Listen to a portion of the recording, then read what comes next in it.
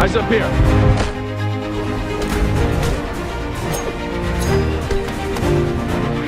have failed this city.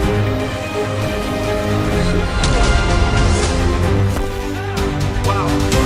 I know, right? Maybe. Tonight.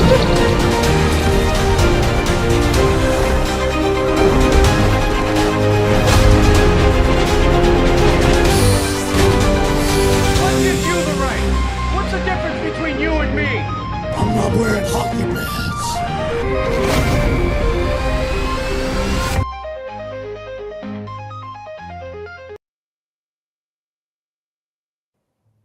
Felt I had to pull out a new opening for today's special show there. Hell of an intro. What's that? I said, hell of an intro, bro. Yeah, it was something new. Something. Yeah, I gotta come in stylish. Yeah, something stylish. Oh, here he is. He made it just in time. Just in time. There we go. Our glorious king. We'll get a full house today. We really do have a full house. Look at this. So what's going on, everybody? Welcome to the Watchtower, where we talk all things DC. Today, we're going to talk, well, mostly Superman trailer. There are a few things that popped up over the last couple days, last few hours, I should really say. Today, really, all popped up that I want to talk about. But guys, how's it going?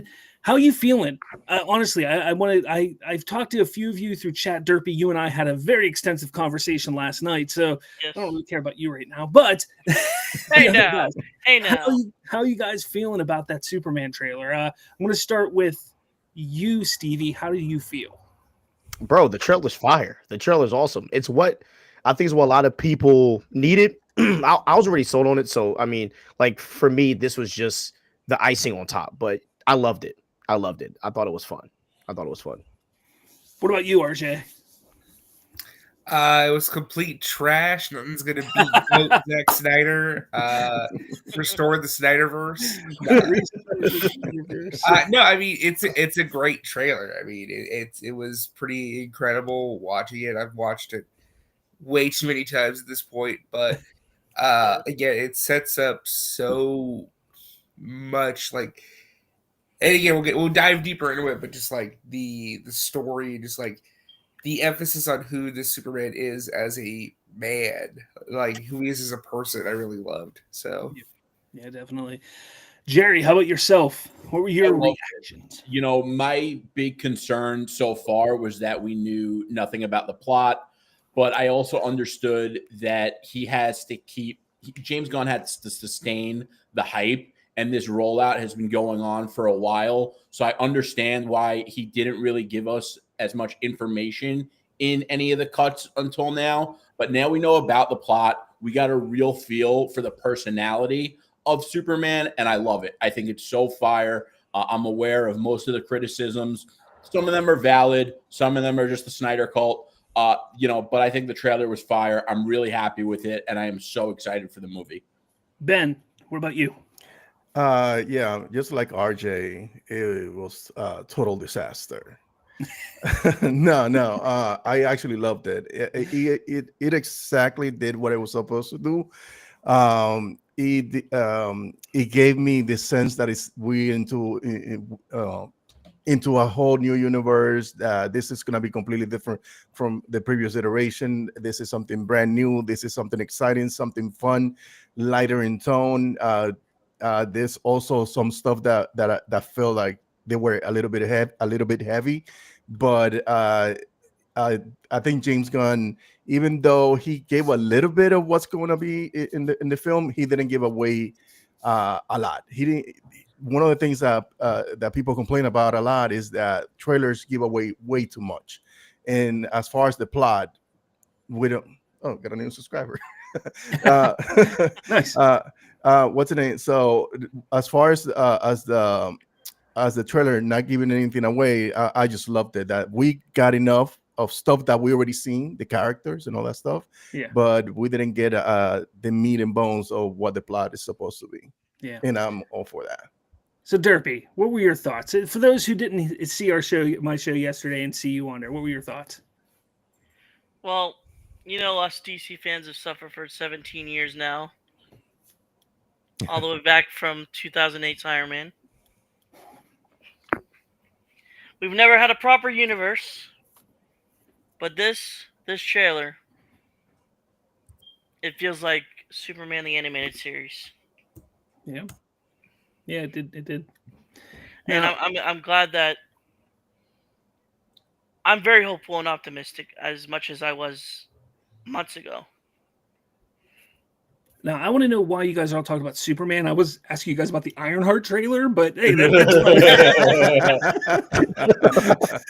That was a choice. Why did you? I feel so bad for that show. Yeah. I know, because again, like I have nothing against the show, but I just question like why drop that trailer on that day of all days, and just like why drop Because Feige knows. dropping it. It's just like, come on, like yeah, it was a really dumb idea for them to drop it that day of all days. Like, I don't know, like they could have dropped the whole trailer the day before. Like they knew that the Superman trailer was coming. I don't know why they didn't drop it the day before, or just even wait till today. I don't. I think it was obviously it was intentional. They knew they were Yes. dropping it next to Superman. I think that they have no confidence in Ironheart, and they want to unload it, get it out of the way, because the MCU has been struggling to get back to a high point for a while. And right now, they're almost there. It looks like Fantastic Four is going to be a W. Daredevil was a W. Thunderbolts, New Avengers was a W. And they don't want people criticizing a project and having a project getting terrible buzz online, especially Thank you, bro. Musical chairs. Also, what's that about? Oh, did I go out of next? You want me next? No, to it's you, Slab, buddy? bro. Slab is trolling, bro. Yeah, I didn't even notice. I was just talking, but yeah. I figured put you two next to each other since you guys are the same show, you know. But the other thing is, you have to realize That about a makes sense. show, they're doing like 2 weeks, 3 episodes 1 week, 3 episodes the next week. Could you imagine if this show really is trash and they released, 6 episodes over the course of 6 weeks and everyone was talking about how bad this is? And listen, I hope it's good. I feel like I'm one of the few people who actually kind of liked Ironheart in Wakanda Forever, as much as I have so many issues with Wakanda Forever. But I didn't think the trailer looked good, and I don't think Disney or Marvel are confident in it. And I feel like they gotta unload it. Well, there's supposed to be some pretty dope stuff from the show. The show was pitched as like science versus magic, and like, I mean, they filmed this show 3 years ago, so a lot of it's already kind of leaked. But like, there's supposed to be like some pretty big stuff in the show, like for MCU fans. Like, so I don't know. But they were like, the trailer, I mean, it was not smart to say, oh, I want to do something iconic, when the major criticism of Ironheart has always been that she is a copy and paste of Iron Man. And, in the comics, I got to say, I was never really a fan of what they did with her in the comics. I think they kind of set her up for failure there as well, with kind of like laundering her into Iron Man's run and selling an Iron Man titled book when she was the main star. Like, you could introduce her that way, but if people are buying an Iron Man book and then it's an Ironheart book, you're setting yourself up for disappointment. And I don't think that they are doing this character justice by any means. And it sucks because she could be a pretty cool character. But they can't let it get in the way of positioning themselves for Avengers Doomsday next year, with Fantastic Four coming out right after Superman. They have a lot of other things on their plate. Yeah, for sure. All right. Well, enough about MCU. We're not here to talk about the MCU. We made the audience is actually Ironheart discussion stream. Yeah. Great question. Man of Steel.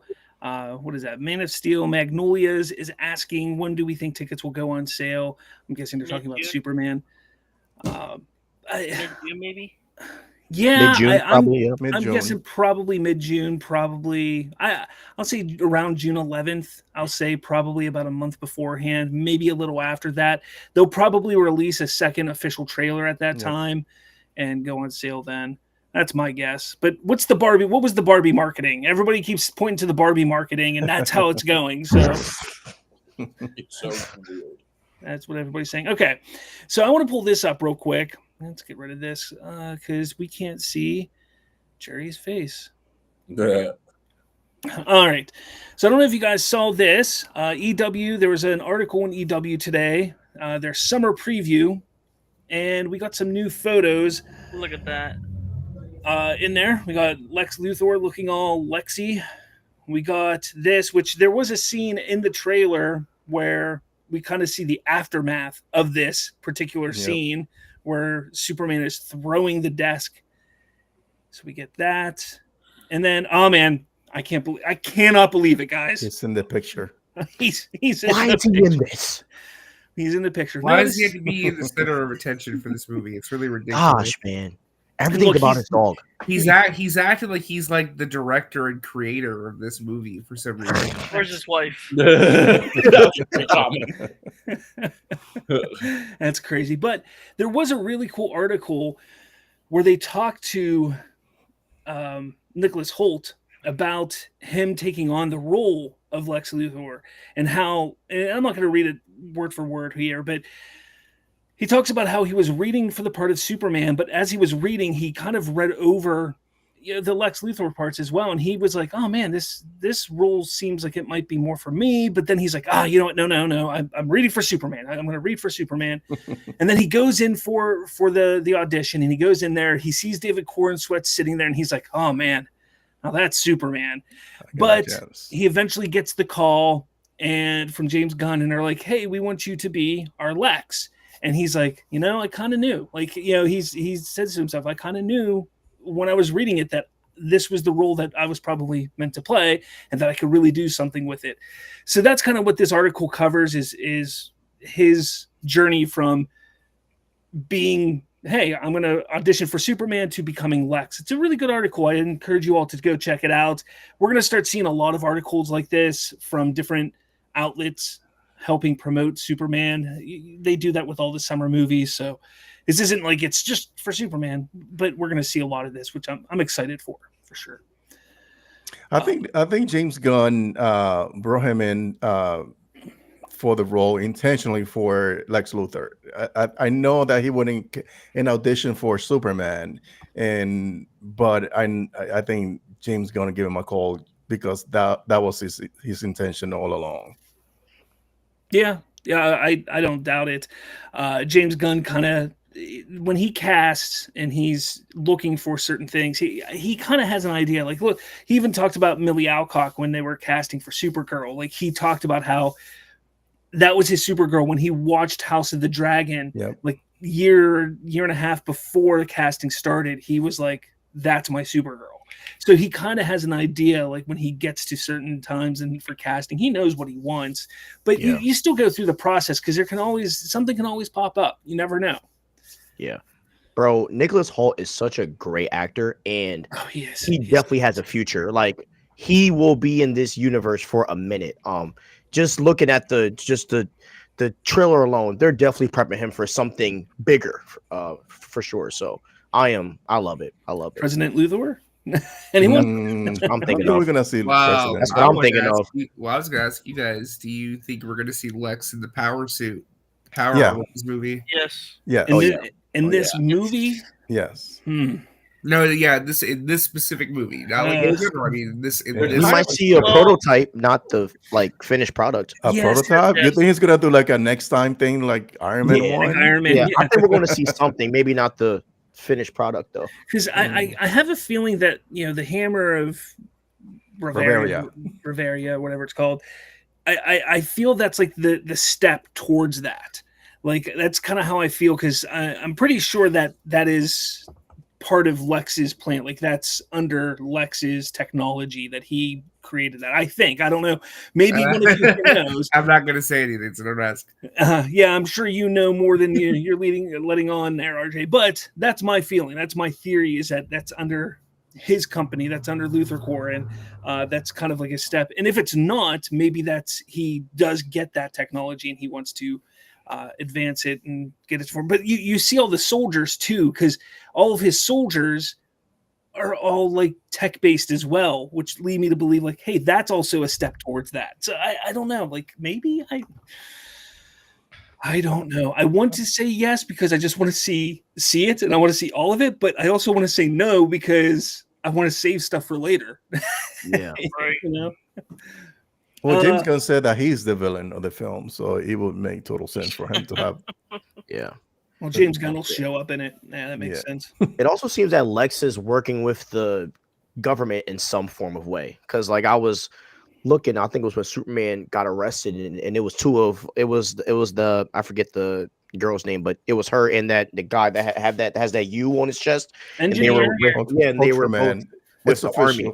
It's So official. Yeah, right. So I was like, is Lex a contractor, or is he working with the government in some form of way? And that's what kind of made me think maybe they're prepping his road to being the Prez. Or he usually does, in some form of fashion, especially to be like, and it makes sense, right? With being such a large entrepreneur, of course you're gonna have some government contract, and I could see them maybe going down that road of him being the president at some point. But that this movie, and Stevie hit the nail on the head, it really isn't just the establishment of Superman, it's the establishment of the DCU. And I think that Lex Luthor is going to have a big role, not just in the Superman side of things.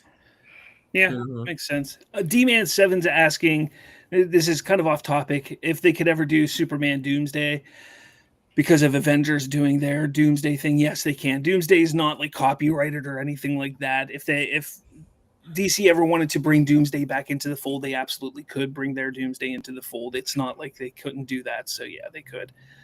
It's interesting though, because, and I never bought it, but when Marvel said that they were changing Atlantis to the Talokan, or I know that was the people, maybe they called Atlantis something different. I don't remember exactly, but I never bought that either. Things like Doomsday or Atlantis, it's really difficult to get a trademark on such widely used terms. That's a good question. Facts. Yeah. Disney also uses Atlantis in their other projects too. So yeah, it's a good point. Interesting. Yeah. Real Anarchy, I don't know who this guy is, shared some screenshots. Handsome fellow, I heard. Shared some screenshots today from James Gunn. Somebody, this Beaky doll on Threads today, asked him about Wonder Woman. Do you have any updates on Wonder Woman? And he said, not to be shared publicly yet, but yes, encouraging. Now, what do you guys think about that? Well, Paradise Lost was announced the time. That's the only time that he ever spoken about Wonder Woman. And we haven't heard about anything, whether it's in production, if it's a showrunner, if somebody's writing it, is he writing it? I don't know. Now, he did say the other day that what he's currently working on is something that has not been announced, something new that's not announced. True. I threw out the idea the other day, maybe it's Wonder Woman that he's working on, and not the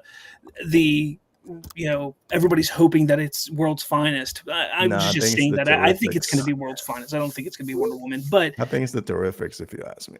Oh, geez, that'd be interesting. But I'm excited about this because it'd be nice to have Wonder Woman back in the fold.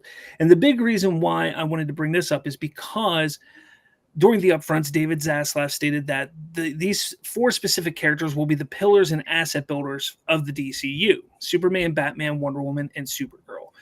Half of them have movies coming out. The other half do not, technically, because they don't have anything in production.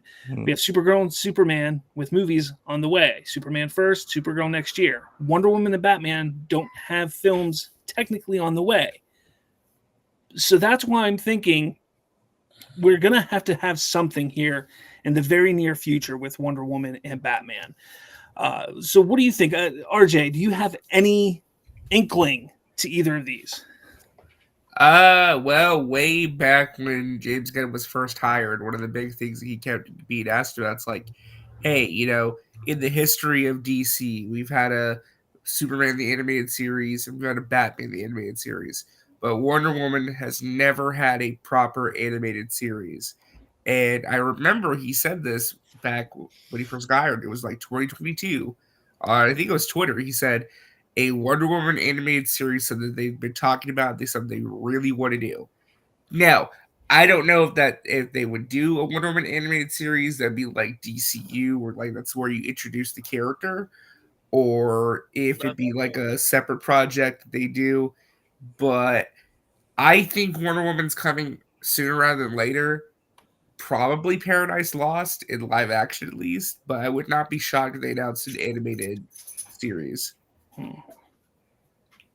Interesting. That'd be an interesting way. Or she could appear in somebody else's movie too. They could go that route as well. I would be very surprised if they gave her an animated series, just because I know James Gunn feels strongly about keeping his bigger premiere characters exclusive to the big screen. I think that's a big part of the reason they got rid of or ended Superman and Lois early. Who knows? He is the kind of guy to break rules, so I wouldn't say it's completely out of the question, but I think that would be a big risk, and I don't know if he would want to take it. Yeah. All right. With that, Resident Justice, Real Anarchy, too many R's, also had posted another screenshot where James Gunn was asked, has there been any encouraging updates on Batman 2? James Gunn said yes. Okay. That's right. like the answer, bro. Sure. I don't really care about it at this point anymore. Yeah, I agree. I still care. I love yeah. Reeves verse. I love me some Reeves verse stuff. I'm very excited whenever that movie, it's supposed to film by the end of the year. I still think it is. It's just stuff is clearly going on that is not going to be made public unless Matt Reeves chooses to make it public, but clearly he's got a lot on his plate. Yeah. So just patience, it's a virtue. But I've said this so many times, but that first movie made way too much money, and the Penguin won way too many awards, got way too high a viewership for them to can it completely. They're not going to dump that universe. They're just not. It makes no financial sense to do so. Yep. Let the man cook, man. Let the man cook. Indeed. I was just sent this, and let me pull it up real quick. Come on, share screen. There you go. You can do it. Yep, that's what I was actually gonna mention. So, a toy. I don't always take toys as legitimate sources. I mean, come on. We've seen toys come out for movies where they have bat cycles and stuff like that aren't actually in the movie, and parachute and stupid things. I just never take them seriously. So I mean, it is what it is. The question about these toys, the toys that we've seen so far are toys that are that we know for sure are in the movie or not. Because if the majority of them are in the movie, then it's very likely that this design is in the film as well. Yeah, I mean, you're not wrong. Could be right. You could be right. I don't know. I mean, it says exclusivo, Lex Luthor. Where's the purple? There's the baby kaiju that was rumored in there. Mm-hmm. Baby. So to say this, no, that's not the kaiju. I believe it. That is not the kaiju. That is Baby Joe. What's that? That's Baby what? That's Baby Joe. No. RJ dropping some facts. What? No, I'm being serious. You're not being facetious. No, I'm being serious. That is Baby Joe. It's a character tied to Metamorpho. Yeah. I have no clue, No but that's fucking what way. that apparently is some Baby Joe tied to Metamorpho. I don't know. That's what the toy said, at least. Huh.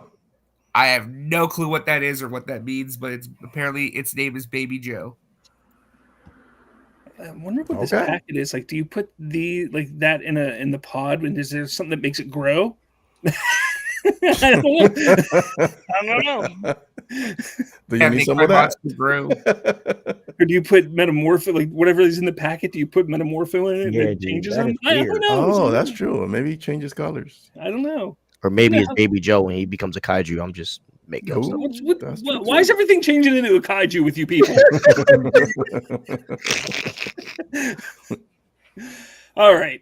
So back to this now. What I want to get back to is the trailer. We want to talk about Superman and what are some of your worries? I know there's a lot of people that are out there talking, the negative, the toxicity. And I know that we all were like, hey, we're not going to highlight the toxic people that are out there. So Sure. I don't want to necessarily do that, but there are some legitimate concerns that I've actually seen. The big one, obviously, is the moment where Lois and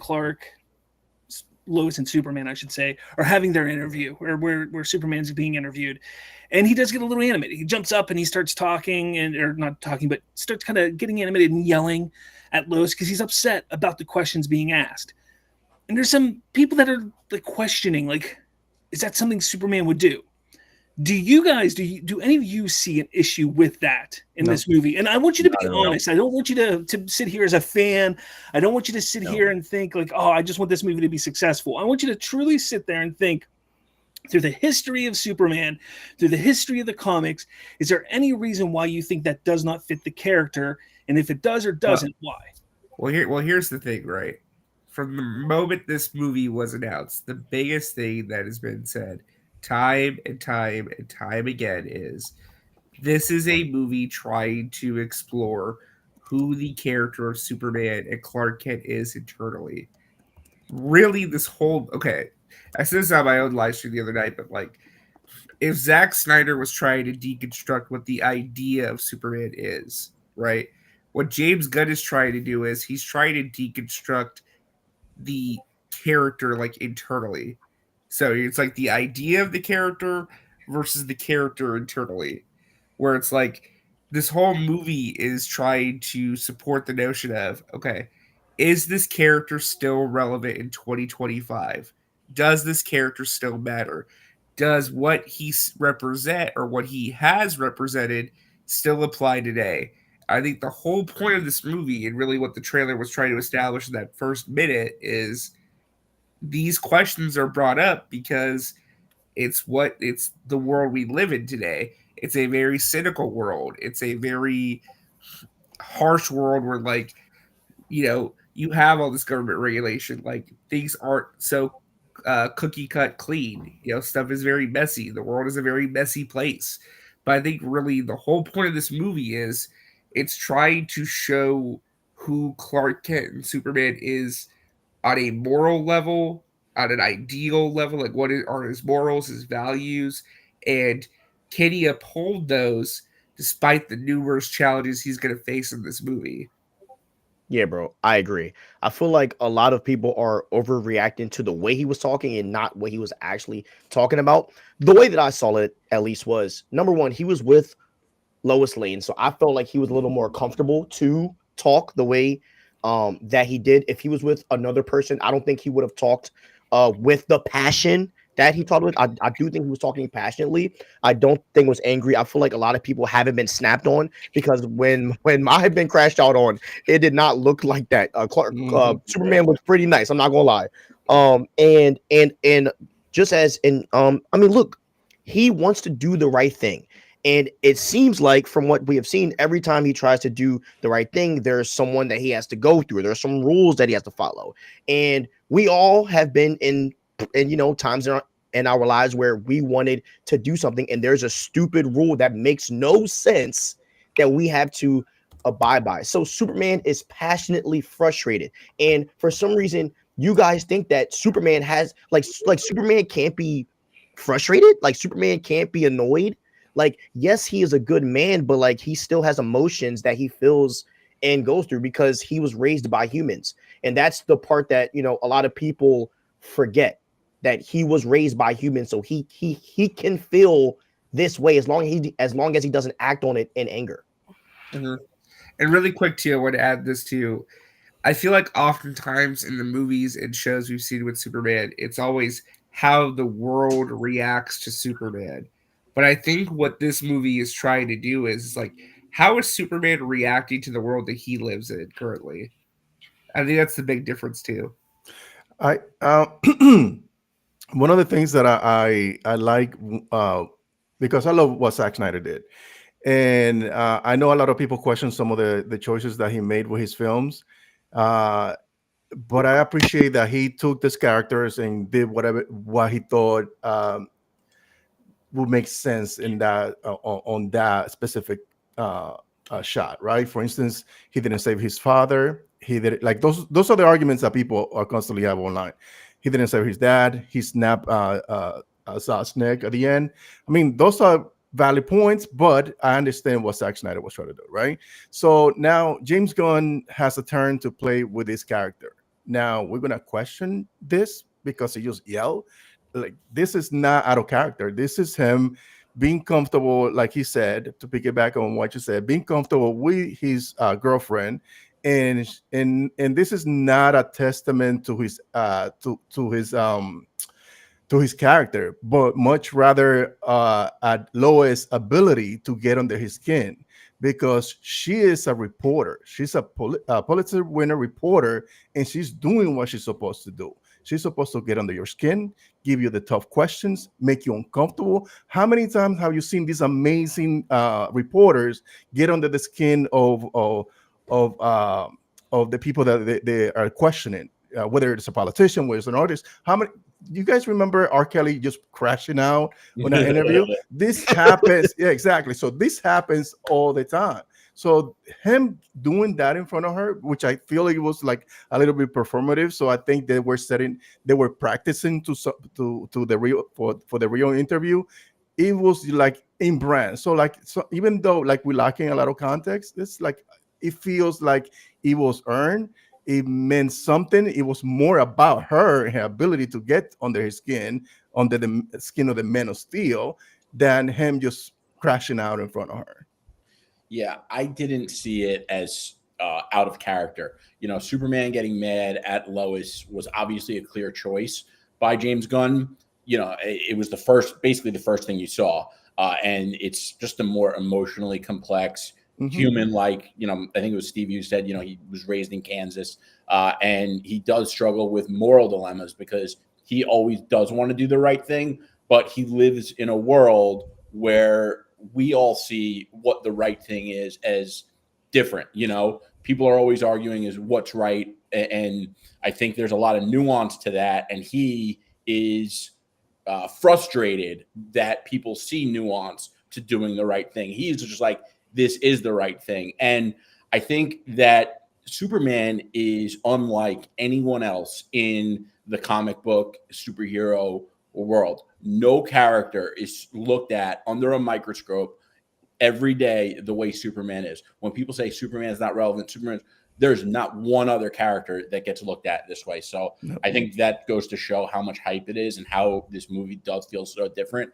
And, you know, a lot of people who love James Gunn and want to see this movie succeed are still Robert Meyer Burnett's a perfect example. He was very critical about this. Yeah, I saw that. People are always like trying to say that he's a shill and this and that. And, you know, he was very critical of this. So I think it's cool that people are giving their real opinions. I think that's very important. I think that we're seeing that on Slav's live stream right now. But yeah, also that conversation was very candid. You know, he was in her apartment. It wasn't like he was at a news station on a broadcast. It was obviously going to be used in an article or some,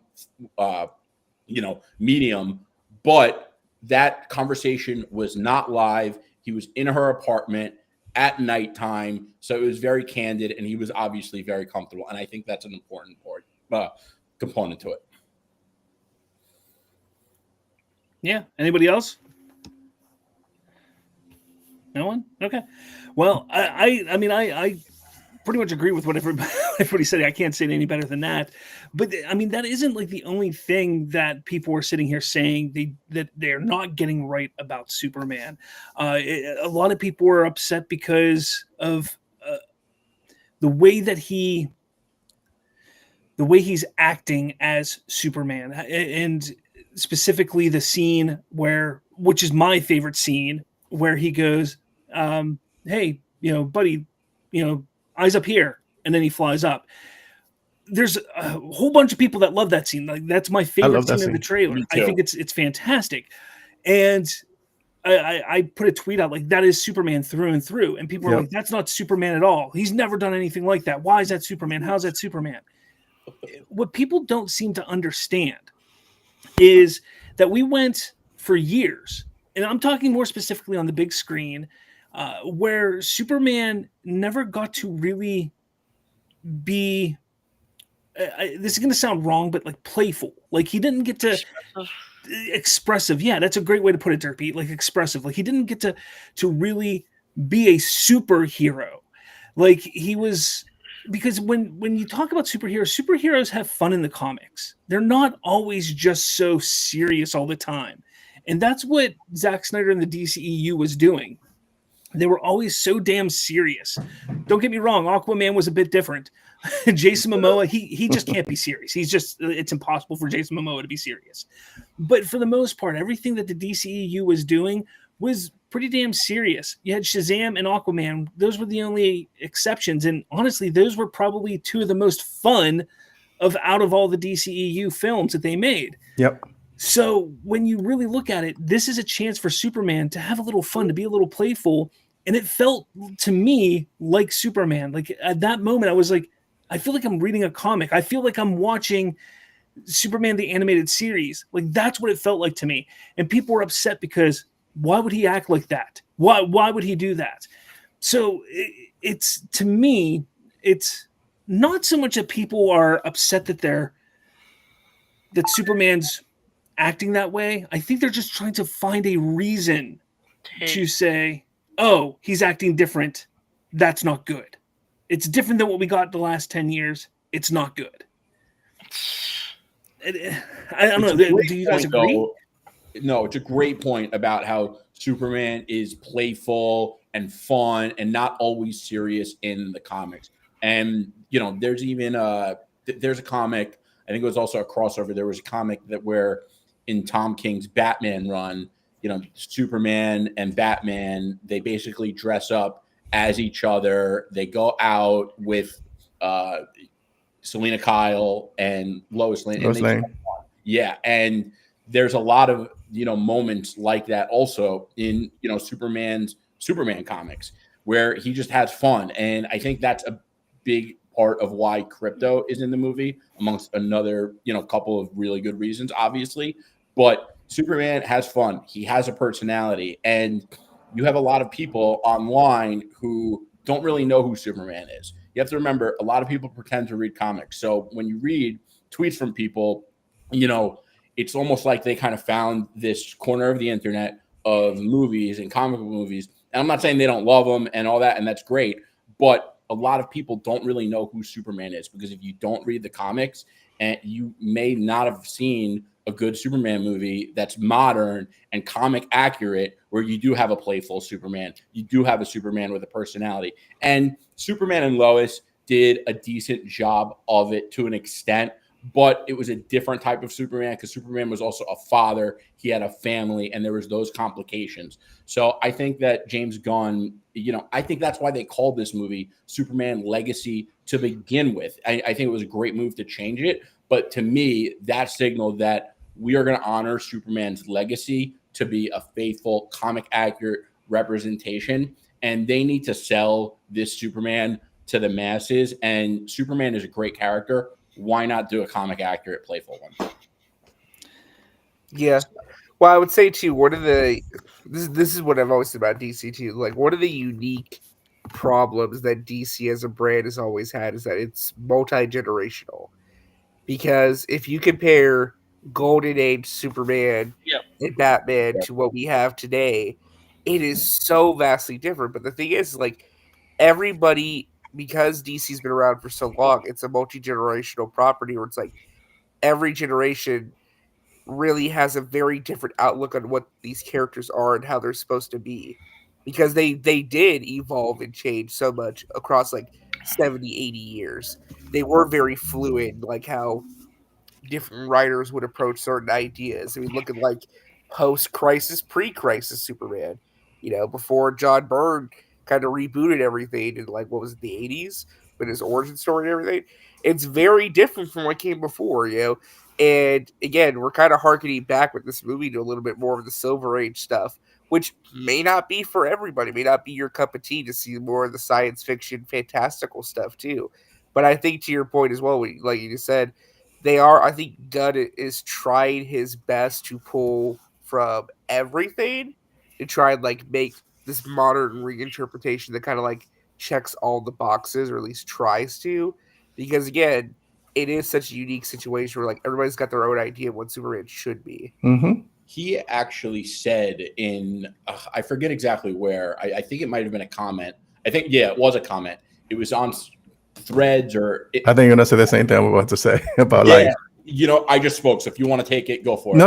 Hey, go ahead, dude. Go ahead. All right. So James Gunn said that when it comes to comic accuracy, we're not waiting one generation of comics over the other, because he wants to cater to everyone who's read the comics. Yep. So he wants to make sure that people who read Silver Age or Bronze Age still could see their Superman in James Gunn's Superman. Yep. That's and he also said on the same thread that it'll be light, and it will be dark, and it will be happy, it will be sad, just like life is, and that makes total sense. And I think the idea that this film, one of the things that I've seen from this trailer so far, because a movie can be anything, right? We can agree on that the movie can be amazing, but it can be something else. It can be trash, but we're hoping that it's good, it's great.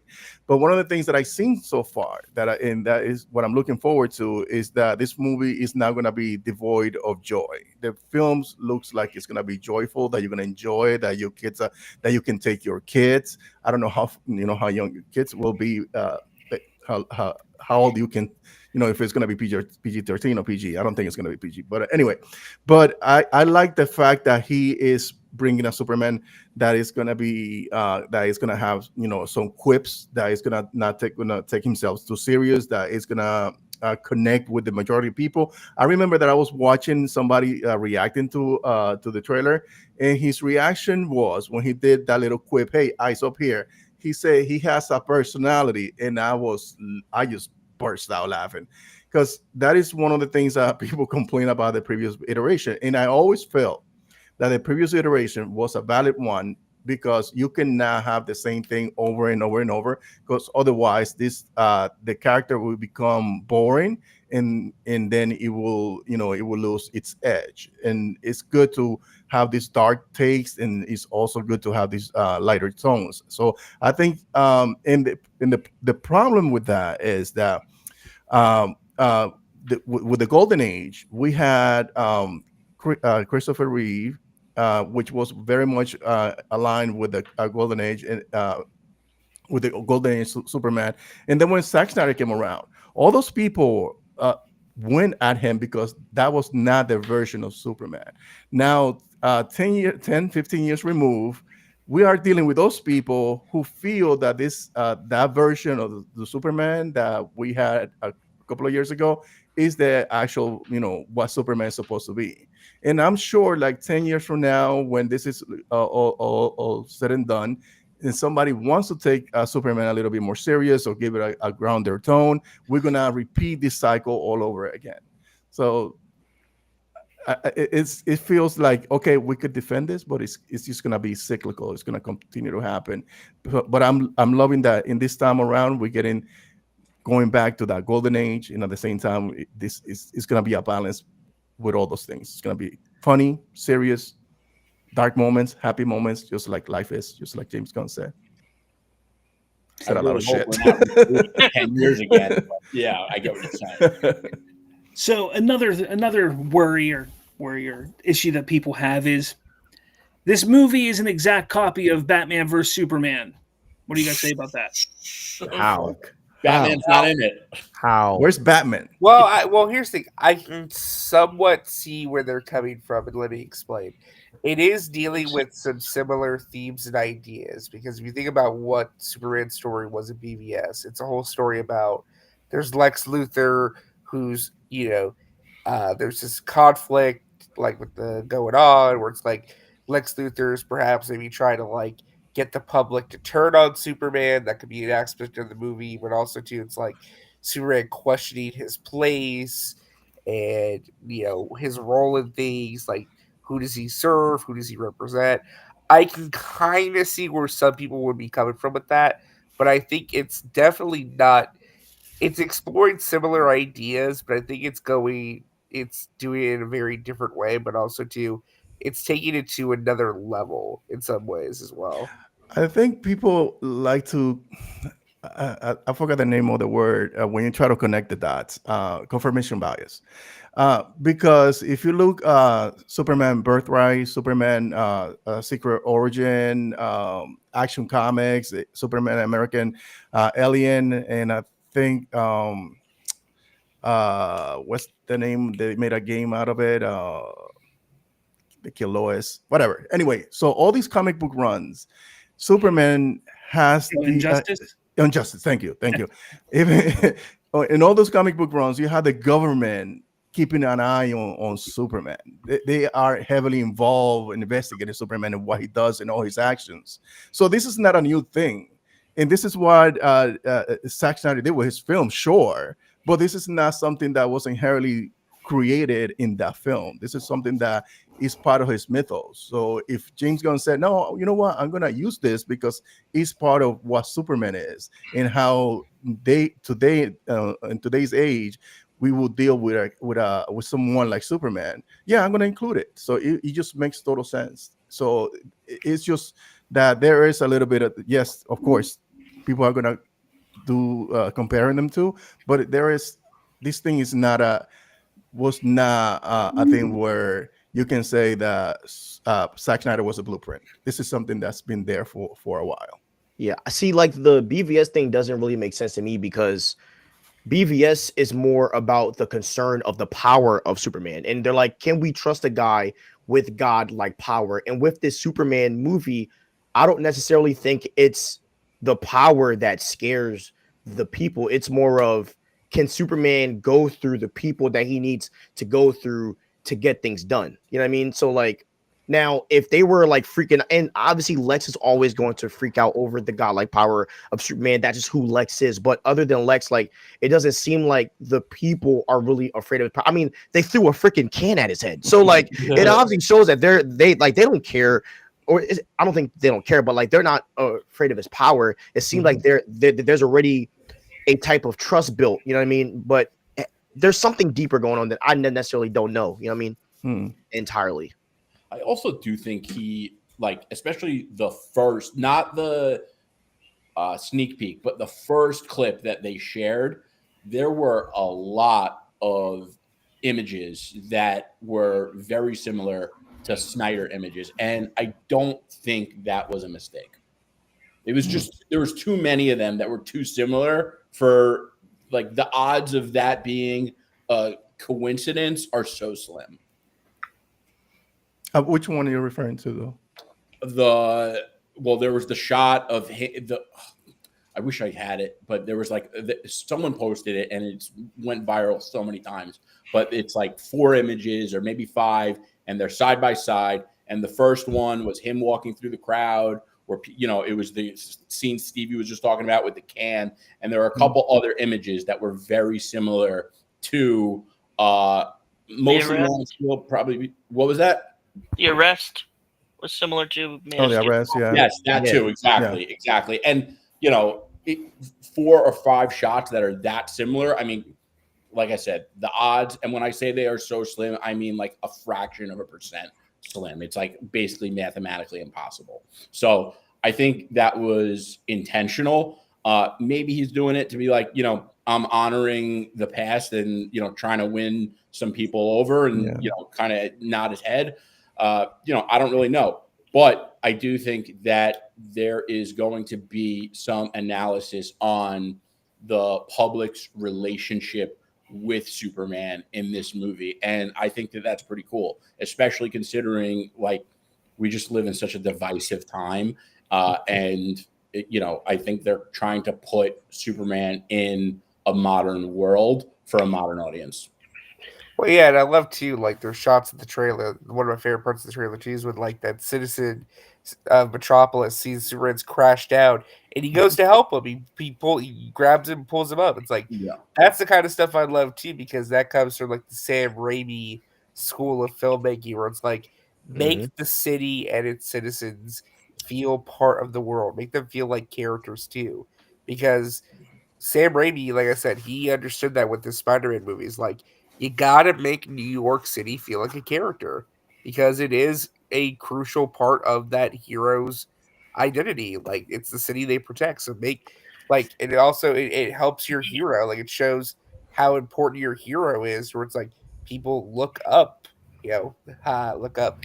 Yeah. They look up to your hero, right? So James Gunn actually mentioned that on a pod about Michael Rosenbaum's pod that Gotham and Metropolis are characters too. So I don't know if you've seen that video of that yet. That was like over a year ago though. Oh, that is true. Yeah. It's interesting too because Spider-Man and Superman, their world building actually are very similar. Very. Superman, Clark, and Peter both work for news companies. They're both in urban environments. So there's some of the characters like Mary Jane. Yeah, Mary Jane, exactly. There's a couple similarities there. Perry White, yeah. You're right. There's a couple of great comparisons there, and Sam Raimi's School of Filmmaking, as I like to say, a file because they haven't been shot on film in a long time. So I'm looking forward to the Superman file. It's gonna be great. Yeah, I was waiting for it, brother. I was waiting for it. I do have one complaint with this trailer, actually. There's one thing that I'm very disappointed we did not get in this trailer. I really wish we would have gotten more stuff from the Daily Planet. I feel like we really have not gotten to see the Daily Planet crew and those characters. Like, I want to see Perry White. I want to see more Jimmy Olsen. I want to see Cat Grant, Steve Lombard. Like, I want to see more of Superman's, like, Daily Planet work life. And I feel like these trailers are not really focused on that, which I get. It probably would come across as boring to the average trailer watcher. But for me, at least, I want to see those characters because that stuff's always really cool to me. Yeah. Yeah. It's just that one shot. And I think that's like it's a great shot when they're all like, but yeah. I would like and when he's playing around with Jimmy Olsen. Yeah, they're like doing a dance, right? But yeah, I agree with you, RJ. I wanted more of the Daily Planet. I also want like we only seen him flying. We haven't seen his heat vision. We haven't seen his freeze breath. We haven't seen him like the only time we see him punching somebody was the kaiju in the glass. Of course, but that's about it. We haven't seen him, and you can tell that he's gonna. He's gonna punch people around because you see. You don't know. It could be like you see Ultraman. Well, I was making a joke. It was like, it could be like the '90s Spider-Man cartoon where like he has a thing where Superman can't throw a punch in this movie. Possibly. But you can see him. You can see Ultraman. There's one shot of Ultraman laying in the ground. So I'm like, okay, he used whoop his ass, and then you see the engineer throwing the blades at him. Yeah. So. Yeah, I just want to look great. Sorry. Yes. I had a question though. Do you think Clark's dad is going to die in this movie? I don't want to say something. A lot of people were saying that. Yeah. Well, if you go by because it's inspired by All-Star Superman, right? Yeah. And he's in the comics. He's out there fighting somebody. He's trying to save some people, and he doesn't make it back on time. Yeah, because there's this one shot of like Clark, and throughout the whole entire trailer, he's clean shaven. But then there's just one scene of his face, and he has like a little peach fuzz coming in. He just looks completely jacked up, and that's what made me think, maybe that's about Pa. So I don't know. We'll see. Yeah, it's going to be interesting with that. I mean, if it happens, of course, everyone's going to talk about Snyder. But the other thing is. I just think that like the All-Star Superman, I love that they're pulling from that comic. It's such a good comic. And it's also smart too, because if you don't really read comics, it's short. Anyone could read it. You don't really need to read a ton of Superman to be able to enjoy it. And it's also interesting too, because for the comics guys like us, we don't really know how they're going to pull inspiration from this comic because there's so many things you just know that they can do in the first Superman movie. So I think it's going to be really fun. I love when they pull from comics and we don't know what we're going to get. And I think Marvel does such a good job of that. Like Infinity War, it's kind of similar to the comic, but there's so many things that like you really couldn't have predicted. And I think it makes it fun because listen, I love The Last of Us. It's great, but like I know it's coming because I play the games. I don't want comic book movies to be like that because I want something different. I want something new. I want to feel excited the same way when I watch a movie that I don't enjoy the source material with. So here's the real question: if they do end up killing Pa Kent, do you think James Gunn takes it one step further and it's not a tornado and it's like a hurricane this time, or something like that? No natural disasters, please, bro. I said this. What if it's not Pa Kent that dies, but it's Ma If it's Ma Kent? Kent, Yeah. yes, No, yeah. it's death by depressing filmmaking. Or hell. What if they both die? I don't. Damn, that's morbid. Shit. That would be deep, bro. So before we get into questions, because I there's about 8 or 9 questions here that I grabbed. I want to hear some of your theories real quickly. Let's go through some of your wild theories that you've grasped or grabbed out of this trailer that you think can, or you're hoping, or you just kind of are just kind of thinking are going to happen from this movie. I'm going to go backwards here. I'm going to start with Stevie. You go first. Theories that I have from the trailer. Let me think. Well, one was about Pa Kent checking out. Another theory that I'll have is maybe that in the end of the movie. Oh, here's one. So, or I kind of saw this, so I'm not going to claim it. A lot of people think that, what's his name? Martian Manhunter is in this. So I've been kind of seeing a lot of people say that. So I'm going to say that's my theory that maybe Martian Manhunter might pop up in this joint. Jerry, and this might be. I don't know if it's going to happen. I'm kind of like 50-50 on it, maybe a little less, but I would love to see Amanda Waller. And, maybe she has something to do with Guy Gardner, Mr. Terrific. And then I love her as a character. I love shady Black Ops type characters. I always loved Amanda Waller.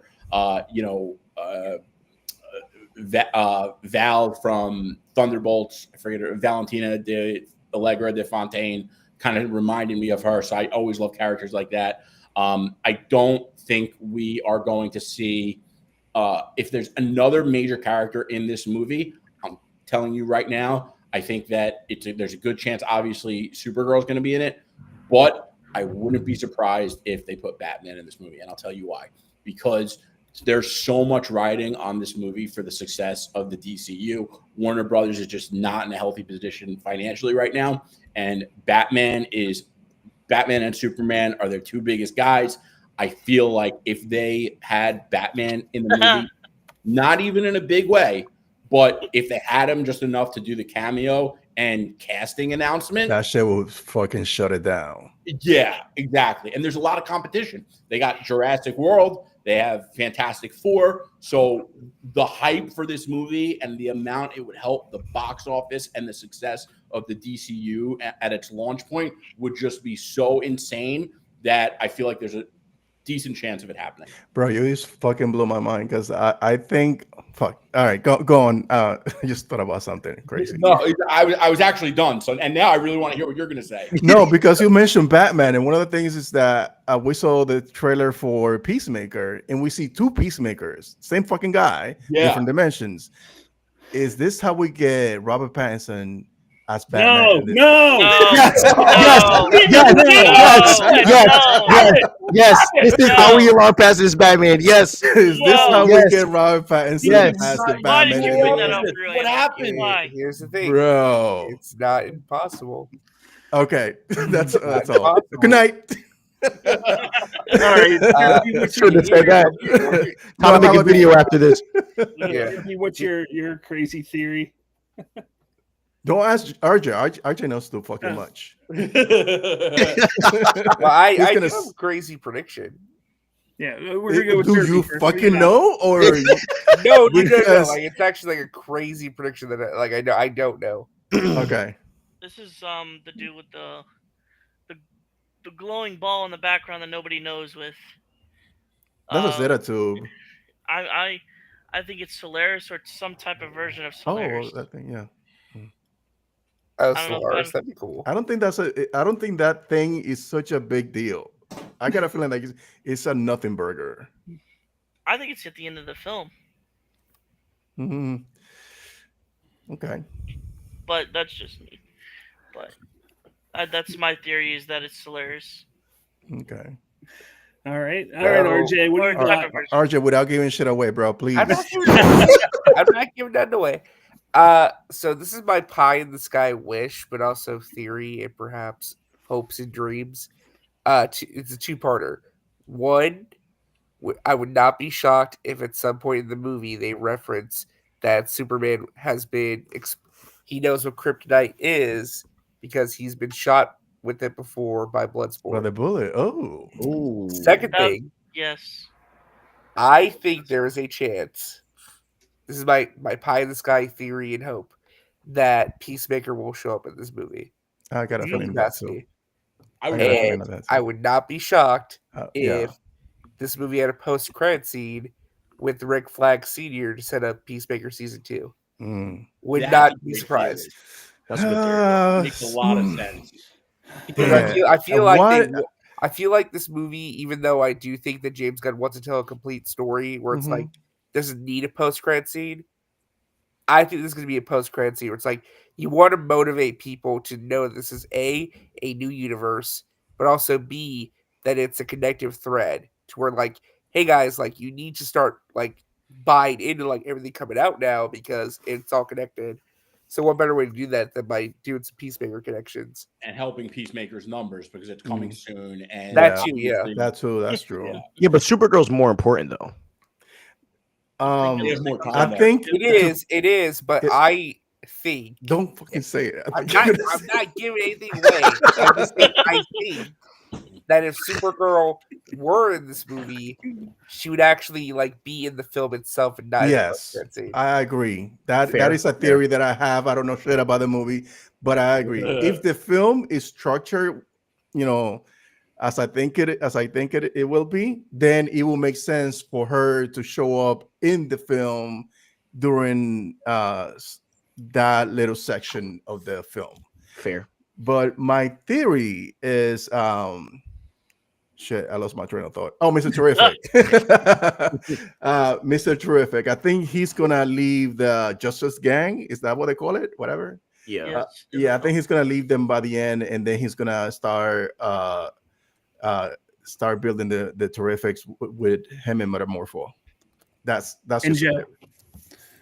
And Joe. and Joe, baby Joe.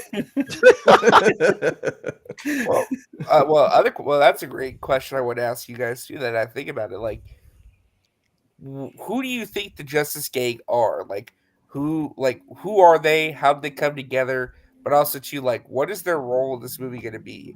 Because I genuinely don't know. I mean, are they going to be in, like, the whole movie? Are they going to be, like, dispersed throughout? It's just, like, one scene where they pop by and say hi. Just to establish there's other heroes. Like, what is their role in this movie going to be?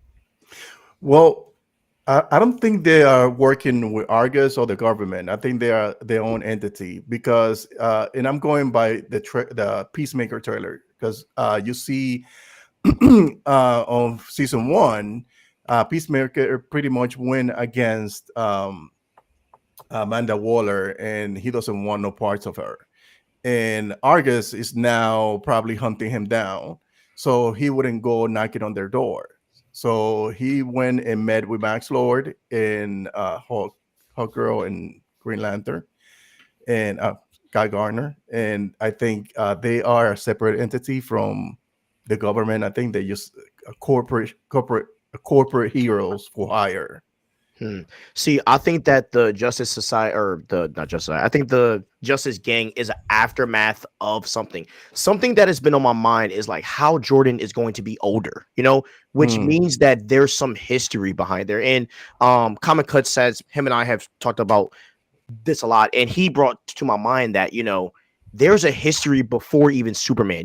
Things have gone down on this earth way before this Superman file has happened. So I am thinking that some breakup or something had to happen that birthed this Justice Gang, because I really do believe there was some type of team before all this where we had a Hal in his prime, and some other characters were there. So that's kind of what I think. I think they're like the leftover heroes or like the new guys on the block. That's kind of my thoughts. I personally think that they are somewhat government controlled, not by Argus, but I think they're government controlled. But I believe they're sponsored by Lord Tech. I think that they sponsor them there. Lord Tech is the one that kind of gives them their uniform, gives them all their swag and everything like that. That's why they're wearing their uniform and everything. They're the one that maybe even helped come up with the name, that kind of stuff, and has a little sway and say so in controlling the team. Maxwell Lord, that is, has some sway in that, but I do think that they're going to be controlled somewhat by the government, in my opinion. And I think in the movie, there's going to be some back and forth between them trying to get Superman part of the gang, and he's kind of reluctant in that because he doesn't want to be part of a team in the beginning. But that's just part of my theory, part of a theory I have. So, but yeah, I think that's how the gang's going to work out. The gang. That's such a bad name. I'm sorry. That's one of my. Is it official though? Because I agree with Stevie. Obviously, he said we spoke about it, but that's one thing that I think is going to be different. And James Gunn is going to need to innovate and make this feel fresh and not just like our carbon copy of the MCU. And I think one of the ways he's doing that is that he's told us already that this universe has existed already, and we're just coming into it. So there are plenty of things that happen, and there's going to be references to those things, not just in flashbacks, but I'm sure he's going to get really creative with how they call back to it. And if an idea is really cool and it catches on, they could always revisit it and make that into a movie or an HBO Max series or something like that. But I think something has went on with this gang, and I think Stevie is hit the nail on the head, because it's very clear that they're already together. They're already a team. And I'm sure they didn't just become a team in the beginning of this movie. File. All right, let's get to some of these questions here. We already kind of answered this one. Critic Chris asked, how is Gunn copying Snyder? Man of Steel doesn't have Lex, Engineer, Crypto, Superman, robots, etc. We already kind of answered that one. Yeah. I mean, he's there. It's not. There's some similarities to kind of the story, but he's not really copying Snyder. Again, it comes down to people are trying to find any reason to bring this movie down. And if they're like, Snyder's the blueprint, why don't they just hire Snyder? That's what people are trying to do. I mean, it's what it comes down to. We also talked about this one a little bit. Samir asked, will Supergirl cameo drop during the movie or in the post-credit? And they go, tell us, RJ. No. I ain't saying shit. Smart man. All right. Numbers the Rambunctious Helion. That is a crazy name. Damn. Says, you guys think it's possible the JLI Justice Gang is working for Maxwell Lord, are corporate heroes who clash with Superman, whose humble roots inspire others like Mr. Terrific to reject profit and do what's right. That's almost kind of like what I was saying a little bit here, how they kind of clash with Superman. But what do you guys think? Do you think that's pretty much what's going to happen? Maybe? Here, I'll keep it up if you guys want to read I think that's part of the norm, having superheroes for hire. So Superman is like his own man. He doesn't judge it. He's just not part of it. Yeah, I think it's possible. I think that it could be part of the sell of Superman, being frustrated by the nuance around others and humans and doing the right thing. And especially if they're a corporate team, which it seems to be, especially with the uniforms and everything, I can't imagine that this file is going to sell them in the kind of positive light that we're going to see Superman. I think there's going to be a contrast. Yeah, I mean, and even this team, they could be trying to like recruit Superman throughout this whole film to join their team. So, yeah, RJ's being suspiciously quiet. So. he knows too much. KO. But yeah, I'm in a weird position, so I didn't. Yeah. KO. I wanted to put this up. It's not a question, but he says my comic book is complete. Talking to DC Comics, taking a while. They should pick it up. I really hope so. So congratulations. If hopefully everything goes well for you. Hope it sells. ManOS Time posted this. I guess Jeff Snyder is talking out his ass again. Says Fuck that dude. he says that I guess he got a text he received with 2 words: Superman stinks. Not a question, but come on, like I don't think that's true. No, I don't think he likes to How do you insert think himself he, in he news. said that? Yeah, he likes to insert himself in the news. He knows He that does. Superman is trending, so let me insert myself into this by saying something negative, so everybody is just quote tweeting me and saying exactly 100%. That is exactly what he does, and it's pathetic. It is pathetic, and that's kind of why I brought it up, because I just want all these 400 people watching right now to be like, Get "Hey, the fuck out of here." I want them to Nice. understand that That's he awesome. is a complete tool, and Yeah, he is. he does stupid shit like that." So, yeah. Resident Justice or Numbers the Rambunctious Helion says, Resident Justice, do you think Pa Kent will be alive or dead by the end of Superman? He's asking just you, RJ. So what do you And think? know, he's asking for spoilers. I actually don't know. Oh, okay. Okay, I don't good. know. I don't know. No, honestly, like I RJ, said, whatever. the only thing I know when I was told is that the ending from the test screens made people cry. And that RJ, could really I mean anything. And I I think don't I know want you why. to spoil anything on here anyway. Yeah. So No, yeah. just Pa messing with Kent you. will be eaten by a kaiju. That's what we're saying. Honestly, Kaiju kills Pa Kent. And the kaiju gets I swept would away like- by a Make your tornado. theory videos now. I would like to see both of them be alive, because I think that would Yeah. be good if they were still both around and Like alive. Superman, bro. Lois. I want them beat bro. I want them gone, dude. This isn't a Damn. question. Lost, bro. This isn't necessarily a question, but this is actually a really interesting thing, because I bring this up a lot as well. I've been bringing it up for months, and John Campea talked about it I heard this. the other day. He's talked about it a couple times because people bring it up in my chat all the time. But according to John Campea, this is coming from Kavari. According to Campea, Superman shouldn't be worried about the box office. Now, I want to explain this a little bit and expand on it a bit more. It's not that Superman can make $100 million and be happy. No, Superman needs to make money. Superman absolutely needs to make money. Like 100 million, 200 million, 300 million, that's a bust. It can't just make that little bit of money. But there is going to be a number that, hey, as long as it hits this number, even if it's not $1 billion, even if it's not 700 million, if it hits this number, as long as the reception critically from the audience, from fan perception, the excitement is there, and people are ready and raring to go for Supergirl and what's to come, the studio, both DC Studios and Warner Brothers, are going to be ecstatic and happy and like, hey, this was a massive success. I say that it's probably somewhere between 550 and 650. That's my guess. But I think that it's going to make more than that, personally. I do. But I'm guessing that if it made like 500, 550, 600, somewhere around there, but people love the movie, it has great reception, and people are coming out of it and saying, it's a great movie, it's a great movie, it's a great movie, can't wait to see Supergirl, and that's the reception, I think both studios are going to be very happy with it, and they're not going to look at it as a massive failure. Now, don't get me wrong. I think I saw Syl posted something today who's saying, "Oh, fuck that guy too." Yeah, I'll try. Oh, sorry. But he was trying to say there's no spinning this. You can't spin the box office. You can't spin it. You can't spin it. No, nobody's saying that you spin the box office numbers. You can't spin that. The numbers are the numbers when it comes to the box office. But when it comes to the expectations in building a universe and understanding that, hey, you need to build excitement. The past 10 years of the DCEU, the DC franchise was just horrendous. You lost faith in the DC fan base and of the franchise. You need to build that back up. So I'm not saying that if this movie, and I know John Campea is not saying this also, if this movie makes $200 million, $300 million, that, hey, this is a success, especially if nobody likes it. But what we're saying is, hey, if this movie makes $500-600 million and people love it, hey, that's a good step in the right direction.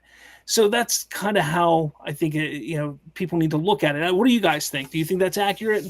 Yeah, I heard John Campea talk about this, and there was a lot of nuance to what he said. He was like, of course they would be happy to make $1 billion, but it would be, if they make $500 million and people love this movie and they're excited for what's to come, That's more important than just making $1 billion for the sake of making $1 billion.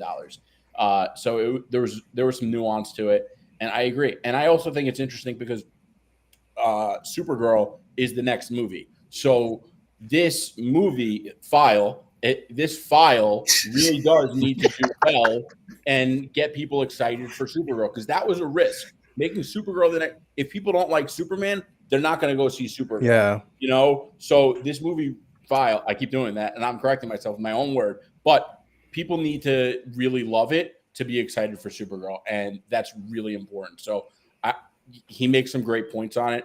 Of course, they, like Slav said, they have to make money. If it's a flop financially, it's going to be a terrible look. There's going to be no confidence in the DCU. But Warner Brothers also had a couple big hits this year. Minecraft just absolutely blew it out of the water. So it does take some of the stress off of Superman's box office. And I think they made this investment on the DC studio now, or even though it feels like it's all relying on Superman's performance, I don't think it is. Of course, they want the film to make a lot of money, 6, 7, 8, maybe $1 billion. But the thing is that we're not seeing the money that they're already getting from all these toys, from all this merch, all these other things that they are heavily invested in. So they're not only looking at the film itself, it's like they are putting money into other areas where they can generate income. Before they were also tie in how much they were going to get in return as far as DVD sales when DVD was a thing. But now it's you're streaming. You know, how many VODs, how many streaming services are going to buy the rights to this film. So there is money to be made. So if they know they've won $1 billion, but I don't think that's the biggest, or it is the biggest, but it's not the only factor that they take into account whenever they are considering this being a financial success. Well, there you have it. All right, next one. Yeah. Blue Jay says, here's a question. Do you guys think that this movie is going to be overstuffed like Spider-Man 3 or the Amazing Spider-Man 2 situation? No. Not at all, bro. No. I do not agree. I think this is how a lot of superhero films should be. Like when I grew up watching, you know, Superman, Batman, and in those shows you would see them fight 1 to 3 bad guys per episode. You know what I mean? And even when you are reading a comic, you'll see, like, you might catch Joker in a few in like the first 2 pages, but then you'll see someone else. So you know, I don't really think it is going to be over stuffed at all. And from the trailer, like itself, and that was a fear for me at first until I saw the freaking trailer, and all those scenes were Superman. Yes, these people are going to pop up, and yes, there is going to be some dialogue, but it is undeniable that the focus is Clark Kent. The focus is Superman. And as long as they keep that, you know, and this is no like America Chavez, Doctor Strange, Multiverse of Madness, like, I'm good. I don't think it's overstuffed. I think Slav, you said something on one of your streams a while ago, and it's like if they are to reboot. I know this is a wrong bad thing to say, but if they are to reboot the Star Wars universe, right? They're gonna start with Leia, Luke, Chewbacca. You know, all those characters. It's like in it's not gonna feel stuffed because each one of those characters, you know, are part of the story, and it doesn't feel overstuffed. So all these characters that you see in this film, they play a part. It doesn't mean that it's gonna be like, oh, we're gonna see this guy again. What the fuck is this guy doing here? But if it makes sense, that if it's part of the story, it's not overstuffed like people want to say. Yeah, I mean, for me, it's if the character makes sense, but also my big thing is these are characters in a story. Like, look at this. Like, for instance, I take a look at real life. You know, I walk throughout the day and I come across 60 people throughout my life throughout the day. Okay. And they're all characters in my life. Like, to me, I'm the main character in my life. And I come across all these characters, all these other characters in my daily life. That's what happened with Superman too. Like in Superman's life, he's going to come across other people. Now, this is a world filled with superheroes already. We know that. So because this world is filled with superheroes, obviously he's going to come across superheroes or even supervillains and things like that throughout his days of living. And one of my favorite things that, biggest complaints that have always been with superhero films when there's other superheroes around is, hey, there's an attack going on in the city. Why is this the only superhero that's showing up when there's 50 other ones in the world? This here, we're seeing Superman's in a battle at a city and the Justice Gang shows up. Like, hey, that makes sense. Like, they're not just sitting on their ass, not doing anything. They're showing up as well. Like, it makes sense that kind of stuff would happen in the real world, and it doesn't feel overstuffed because of it feels more realistic as long as it's written well and as long as it doesn't feel forced. And to me, when it comes to James Gunn, he's a good writer. He's never had a problem fitting characters to the screen. I mean, you take a look at specifically Guardians of the Galaxy 2, where how many Ravagers were in that movie? Yeah, I know. Right? Yeah. We had Nova. Yeah, exactly. I mean, there were so many in that movie. So, I mean, you get down to it, it just makes sense. I don't think there's going to be an issue with that. Slav. And also, one of the biggest failures of the MCU is they took characters and gave them their own projects when fans didn't care. Like, just being real, a Guy Gardner solo project is not going to move the hearts of people. A Hawkgirl solo project, as much as I love Hawkgirl and Hawkman, is not going to move the hearts. And so they are playing it smart. They are putting these C to D list tier characters with their A list. That is how you do it. I think it is the perfect way to show us these characters, because you guys have to understand, there are also fans that don't know anything. So when they see this guy Superman, they're trying to introduce these characters with someone that people already know. So it's a perfect situation. Perfect storm. All right. Let's see. Rocky 56 asks, do you think Lex will be friends with Clark or have a relationship with him, not knowing he's Superman? I don't think so. This is not Smallville. Hell no. Not Smallville. It's not Smallville at all. No. No. Daryl Taylor says, do you think we'll get mentioned of Authority members like Midnighter and Apollo? Maybe. I mean, having the engineer in there, it's a possibility. Yeah. There was a theory about the ship of the Authority showing up too. Oh, that would be crazy. The interdimensional ship that they have. Yeah. That they don't know how to fucking drive it, but it takes them everywhere. Yeah. I love the fucking Authority. It'd be interesting for sure. I mean, it depends on if James Gunn was truly anticipating the Authority project to go forward while he was writing this movie, or if he was like, it may not happen at that point in time. I don't think they're going to show up, but even just an offhanded comment from the engineer, or even something showing up on like a computer screen or something of their names or something like that, maybe. But yeah, I don't know. I would lean more towards no, but you never know, I guess. Maybe they get a name drop. Yeah. D-Man7 says, are we expecting the trailer to be attached to Lilo and Mission? Yes, 100%. Oh, yeah. 100%. Yep. Daryl Taylor asks, do we know if Rick Flag Sr. has his own metahuman team inside Argus besides the Creature Commandos? We do not know that. We know the Creature Commandos. That's pretty much it right now. I mean, Sim Bell Reeve part of Argus. Yeah. Well, that's the thing. When did he take over Argus? Because when did Creature Commandos take place? When did the first season of Peacemaker take place? And when did he take over?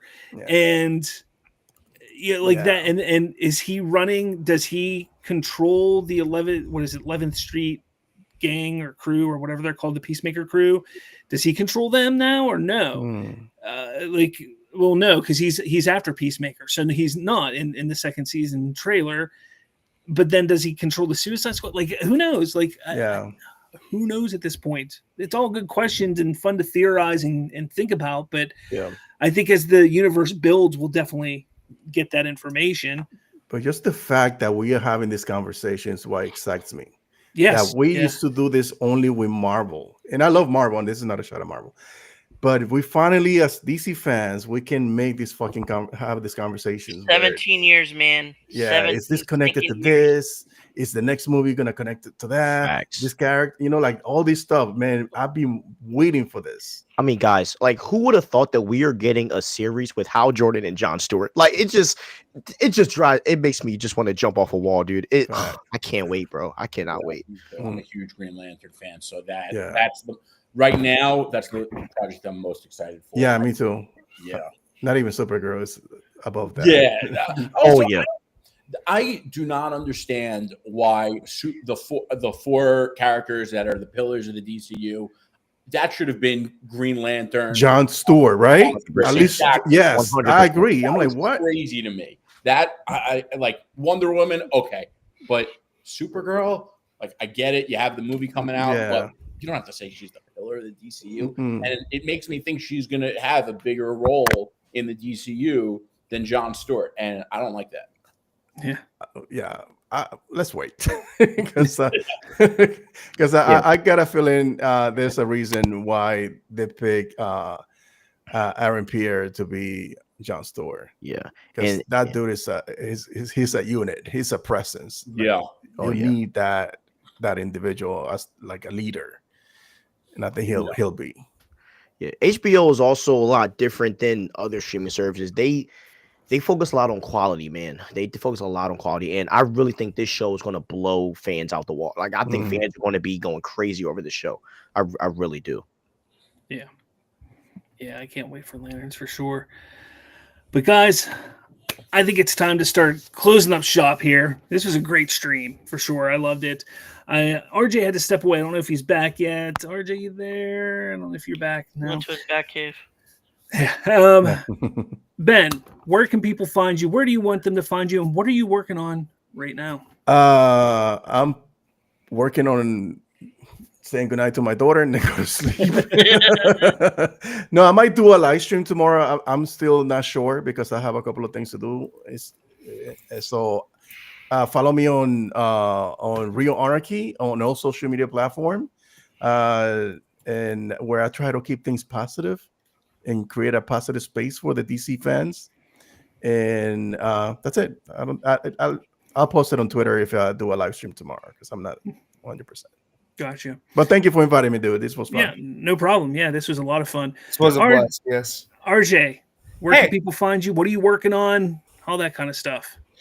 Working on trying not to spoil this movie for everybody. You can find me over at Resident Justice, Twitter, Twitch, YouTube, all the stuff. Yeah, great stream. Thank y'all for having this conversation. It's been a lot of fun. All right, Derpy, where can they find you and what are you working on? You can find me on YouTube, Derpy Entertainment. You can find me on Twitch, Derpy Entertainment. You can also find me on Instagram and Twitter, Derpman2929. I'm working on, as of right now, I'm working on nothing. But I do small videos here and there, reviews of movies. I'm gonna be doing a review on Lilo and Stitch and Mission Impossible soon, so stay tuned for that. But yeah, that's about it. I don't know if you guys noticed, I switched you. Stevie, where can we find you? What are you working on? Yeah, man. Yo, Jerry, he been switching us back and forth for our show, bro. Yo, next time you're on our show, bro, I'm getting you back. But man, I'm working on a baby, bro. Our baby's due August 2nd. We're having a boy. Oh, congrats, He's man. named after Robin, so Grace and Lee Heyman. So I'm pretty hyped about that. But yeah, Jerry and I were always working on stuff, videos, trying to improve and stuff like that. But follow us at Superhero Cuts. And that's on X, Instagram, YouTube, and yeah. Excellent. So and Jerry. So yeah, I do the show. We do it every week. Me and Stevie, Superhero Cuts. I also do my own social that's part of our channel. So you could find me and my voice at Comics Cuts. pretty loud. So, and but you've all platforms, Comics Cuts, and thanks for having me, Slav. As always, this is a blast and nice meeting you all. I had a lot of fun with you guys. Likewise, bro. Facts. Thank you, Slav, bro. Yeah, no problem. Real quick, the Superman trailer currently sits on YouTube at 15.2 million views, still #1 trending on YouTube. Ooh. Wait, Slav, Nice. before we go, did anyone see the edit of the Thunderbolts version of the DC thing? Yeah, I saw that. I didn't see that. Did they see it though? Did you two see it? I saw it. No, Steven. Oh, See, I did not know. I'll send it to you guys. It's pretty cool. Yeah, but I'm not going to show it just in case it get caught. Yeah, For sure. I'll send it to you guys. But all right, guys, thank you so much. I will be back next week. Obviously, on hopefully Monday night. I think I'm good Monday night. I don't think I have any plans. So Monday night with my normal podcast. So, guys, thank you all so much for tuning in. This was great. Thank you all for being here. Love talking Superman. And guys, we're in for a wild ride between now and July 11th. I think we're going to have a lot of fun, just with all the different drops and merch and everything like that, and RJ trying to not spill the beans. So this will be a fun time. Can I say something real quick? Yeah, go Derpy. Same Slab time, Slave Slab channel. There you go.